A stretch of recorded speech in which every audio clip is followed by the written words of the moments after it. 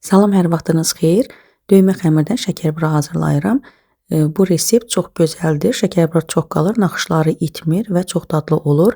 3 stəkan undan istifadə edirəm. Hardasa 600 qramdır. 120 qram yağdan istifadə edirəm. Tyorkadan iri gözündən keçirirəm yağı və unla birləşdirib umac halına gətirirəm. Çay qaşığının ucunda quru mayanın üzərinə 2 çay qaşığı süd əlavə edib aktivləşməsini gözləyirəm. Umacın üzərinə 1 çimdik duz, 1 yumurtanın ağı, 2 çay qaşığı smetan və hazırladığım quru mayanı əlavə edib xəmiri yoğururam və arada süddən istifadə edirəm. Hardasa 100 ml süddən istifadə etdim mən. Ələ yapışmayan və bərk bir xəmir alınmalıdır. Üzərinə paketi örtüb və hardasa 20 dəqiqə gözləyirəm. 20 dəqiqə keçdikdən sonra bu şəkildə kündələrə bölürəm. Hər bir kündə 40 qramlıqdır. Üzərinə paket örtüb 10 dəqiqə gözləyirəm. 10 dəqiqə keçdikdən sonra kündələri bir-bir götürüb bu şəkildə yumru şəkildə yayıram və üst-üstə yığıram. Üzərində paketlə örtürəm ki, xəmir bərkiməsin və qurumasın. Hamısını bu şəkildə edirəm və daha sonra başlayıram. Əvvəlcə etdiyim xəmiri götürürəm, ondan başlayıram və əlimin üzərinə bu şəkildə qoyub içərisinə 2 çay qaşığı və ya 3 çay qaşığı qoz fındıq və ya şəkər içliyi əlavə edirəm. Mən içliyi deyim ki, necə hazırlamışam. Mən burada şəkərdən az istifadə etdim. 2 stəkan şəkərə 4 stəkan qoz fındıq mən əzməsi əlavə etmişəm. Qoz fındığı da sobada yaxşı qovurmuşam və şəkərburanı bu şəkildə kənarlarını bükürəm.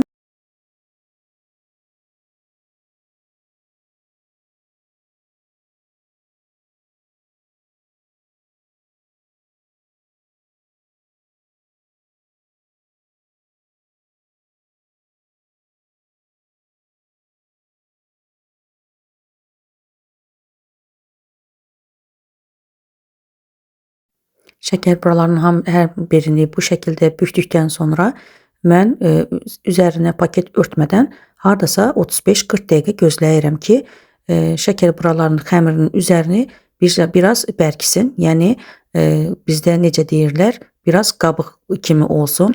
Onda bu şəkildə bəzək qoyduqda şəkər buranın bəzəyi itmir bişən zaman və gördüyünüz kimi hər dəfə şəkər buraya mən bəzək qoyduqca özünüz görürsünüz ki, şəkərbura xəmirinin üzəri artıq bərkiyibdir. Onda şəkərburanın yenə dediyim kimi bəzəkləri itmir. Bəzəyi qoyduqdan sonra da hardasa bir 5 dəqiqə, 7 dəqiqə mən gözləyirəm sobaya qoymamışdan əvvəl.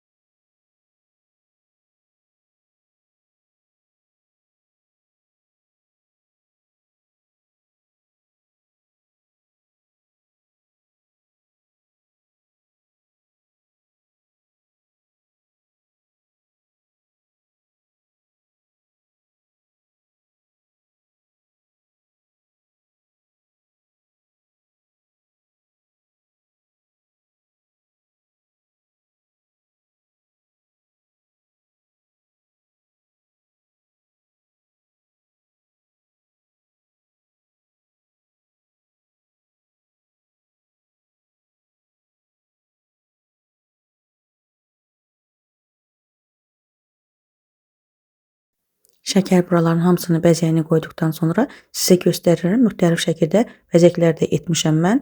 Necə istəyirsinizsə etmək olar və Dediyim kimi 5-7 dəqiqə gözlədikdən sonra sobaya qoyuram.